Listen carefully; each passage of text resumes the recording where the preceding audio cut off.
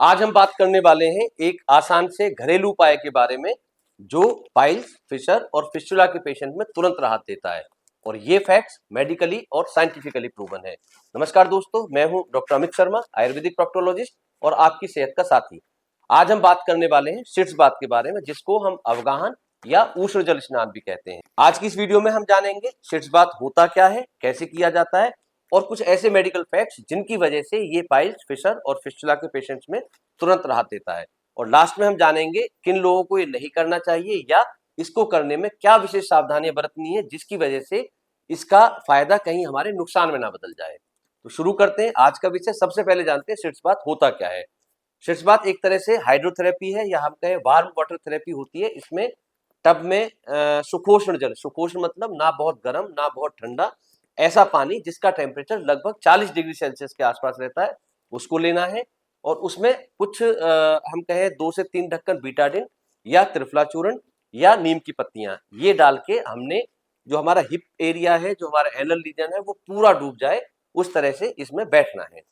ऐसा करने से जो हमारी एनोरेक्टल डिजीज होती हैं, खासतौर पे हम बात करें पाइल्स की, फिशर की, थ्रोम्बोज पाइल की या फिस्टुला की, और मैं अपने 20 साल के करियर की बात करूं तो मैं लगभग सभी पेशेंट्स में जो पोस्ट ऑपरेटिव केयर है यानी ऑपरेशन के बाद की जो चिकित्सा या देख रेख है उसमें सभी पेशेंट्स में शीर्ष बात को मैं एडवाइज करता हूं। अगर हम इसके मेडिकल फैक्ट्स की बात करें कि ये किस तरह से इन बीमारियों में राहत देता है, तो सबसे पहली चीज है कि ये लोकल रीजन में ब्लड सर्कुलेशन को इंप्रूव करता है। एक फैक्ट है कि अगर हम 40 डिग्री सेल्सियस के टेम्परेचर के तापमान के पानी में बैठते हैं तो उस लोकल एरिया का जो हमारा ब्लड सर्कुलेशन है वो लगभग 50% तक बढ़ जाता है। होता क्यों है ऐसा? क्योंकि गर्म पानी में बैठने से जो हमारी ब्लड वेसल्स हैं वो डायलेट होती हैं। जब डायलेट होती हैं तो उसमें ब्लड सर्कुलेशन इंप्रूव होता है। सभी जानते हैं कि जख्म को हीलिंग के लिए, वुंड को हीलिंग के लिए हमें फ्रेश ब्लड की जरूरत पड़ती है। तो जब ये ब्लड सर्कुलेशन हमारा इंप्रूव होता है तो डेफिनेटली जो हमारे जख्म है, जो हमारे पोस्ट ऑपरेटिव वुंड्स हैं, उनकी हीलिंग भी फास्ट हो जाती है। दूसरे, अगर हम इसके फैक्ट्स की बात करें, फायदे की बात करें, तो वो है पेन और स्वेलिंग में राहत देता है। जो हमारे एनल रीजन की मसल्स होती हैं, सिट्स बात उसको रिलैक्स करता है। खास तौर पे जो स्फिंक्टर स्पाज्म होता है, मतलब जब फिशर पुराना हो जाता है तो कई लोगों को ऐसा महसूस होता है कि लैट्रिन के रास्ते में सिकुड़ाहट महसूस होती है, मतलब रास्ता छोटा हो गया है। ऐसी स्थिति में सिट्स बात करने से इन रोगियों में उनके पेन और खिंचाव और सिकुड़ाहट में तुरंत राहत मिलती है। तीसरे, अगर हम फायदे की बात करें तो वो है लोकल क्लीनिंग। जो हमारा एनल रीजन है, हिप एरिया है, जब हम गर्म पानी में बैठते हैं तो उसमें जो बैक्टीरियल लोड है वो लगभग 60% तक कम हो जाता है और ऐसा करने से जो इन्फेक्शन की संभावना है वो काफी हद तक कम हो जाती है। चौथा, अगर मैं फायदा इसका शीर्ष बात का बताऊं तो वो है वुंड हीलिंग को इंप्रूव करता है।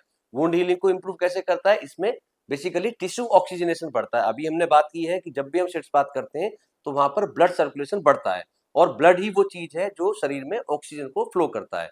तो टिश्यू ऑक्सीजनेशन होने से, फ्रेश ब्लड जख्म तक पहुंचने से जो हमारी वुंड हीलिंग है वो काफी हद तक इंप्रूव होती है और जख्म हमारा जल्दी भरता है। अब अगर हम शीर्ष बात या अवगाहन के आयुर्वेदिक दृष्टिकोण की बात करें तो ये उष्ण जल स्नान को बोलते हैं, मैं अभी बता चुका हूं आपको। दूसरा, जो वात और कफ का इम्बेलेंस होता है, खासतौर पर जो पाइल्स हमारी बीमारी है वो वात और कफ दोष के इम्बेलेंस से होती है, तो ये उसको इम्बेलेंस को दूर करता है, दर्द को शांत करता है और सूजन में राहत देता है। जो इंग्रेडिएंट्स हमने अभी बात की है, त्रिफला चूर्ण या हल्दी का पाउडर या नीम के पत्ते या फिटकरी, ये डाल के हम शीर्षपात इसमें ले सकते हैं। अगर हम सही तरीके की बात करें जो शीर्ष बात का है, तो टब हमारा इतना बड़ा हो कि हमारा जो हिप्स है, जो हमारा एनल रीजन है, वो इसमें पूरी तरह से डूब जाए। टेम्परेचर की मैं बात करूं तो 40 डिग्री का टेम्परेचर ऑप्टिमम रहता है, लगभग 40, मतलब हम उसको छू के देख सकते हैं कि बहुत ज्यादा गर्म ना हो, बहुत ज्यादा ठंडा ना हो, क्योंकि अगर हम ज्यादा तेज गर्म पानी में बैठेंगे तो वो हमारी स्किन को बर्न भी कर सकता है। टाइम की अगर हम बात करें तो लगभग 10 से 15 मिनट का जो हमारा टाइम रहता है शीर्ष बात का, वो परफेक्ट टाइमिंग है, सुटेबल टाइमिंग है।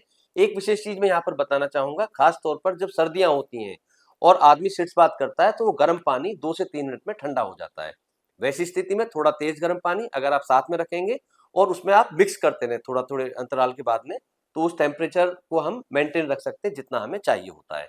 दिन में 2 बार शीर्ष बात ले सकते हैं, सुबह और शाम में, और उसके बाद में हमने इसको एक साफ कपड़े से एनल रीजन को, हिप रीजन को ड्राई भी कर लेना है, क्योंकि गीला रहने से वहां पर फंगल इन्फेक्शन या और स्किन की जो प्रॉब्लम्स है वो पैदा हो सकती हैं। अगर हम इसके कॉन्ट्राइंडिकेशंस की बात करें, किन लोगों को नहीं करना है, तो खास तौर पर जिन लोगों को स्किन एलर्जी है वो अपने डॉक्टर के परामर्श के बिना शीर्षपात ना लें। दूसरा, बहुत ज्यादा गर्म या बहुत ज्यादा ठंडा पानी नहीं लेना है, विशेष तौर पर जो डायबिटिक पेशेंट्स हैं, जिन लोगों को शुगर है। होता क्या है कि जो शुगर के पुराने मरीज होते हैं उनमें डायबिटिक न्यूरोपैथी हो जाती है, मतलब टेम्परेचर का बहुत ज्यादा एग्जैक्ट पता नहीं लग पाता है। तो ऐसे पेशेंट्स, ऐसे लोग शीर्षपात करने से पहले टेम्परेचर को जरूर एक बार जांच लें कि वो बहुत ज्यादा गर्म तो नहीं है। ये था हमारा आज का विषय, शीर्षपात या अवगाहन या उष्ण जल स्नान। अगर आपको शीर्षपात पर ये जानकारी पसंद आई हो तो इसको लाइक करें, शेयर करें अपने दोस्तों के साथ में, और चैनल को सब्सक्राइब करना ना भूलें, क्योंकि यहाँ आपको मिलता है विश्वास और अनुभव दोनों। धन्यवाद।